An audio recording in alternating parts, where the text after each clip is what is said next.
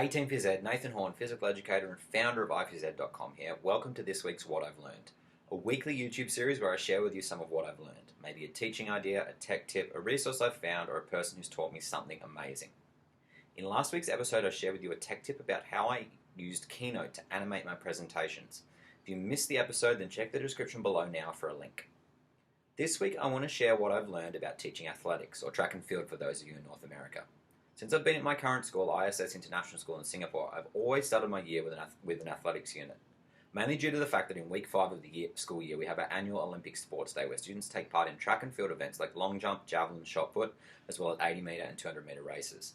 Next week's What I've Learned will be recorded live at our Olympic Sports Day, and I look forward to sharing our day with you.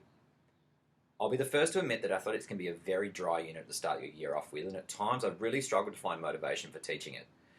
Teaching the specific techniques of the throws and jumps, as well as the individual nature of the track and field events, coupled with obvious safety concerns, can really make the unit feel a long way removed from the usual inquiry-based collaborative nature that my classes usually look like.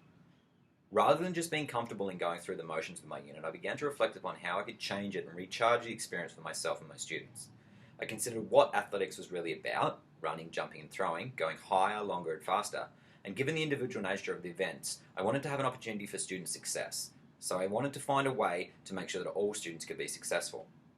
Over the last 2 years, the focus of our sports day has shifted to be one of personal bests. Students are encouraged throughout the unit to improve upon their own personal bests, and to add to this concept, at our final sports day event, students can actually score bonus points for improving upon their personal best. In fact, students who improve upon their personal best could actually score more points than the students who win the race.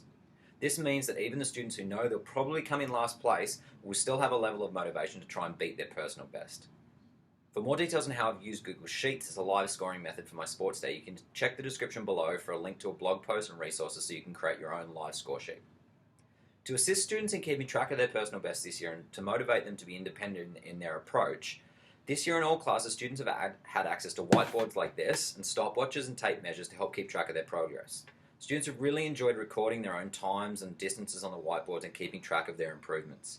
We've also used peer coaching, where students have watched their peers and given them feedback on how to improve their personal best. This has also been a huge success, and it's allowed students to spend time focusing on the critical elements of technique, as well as giving positive feedback to their peers. So for this week, that's what I've learned about teaching athletics. I hope that some of the ideas I've shared with you will help you the next time your athletics or track and field units come around. Feel free to leave a comment below sharing any other tips or ideas you have about teaching athletics. Be sure to like and subscribe to our channel, and check the description below for links and resources. I'm Nathan Horn from iPhys-Ed.com, and until next Friday, stay happy, stay healthy, and stay active.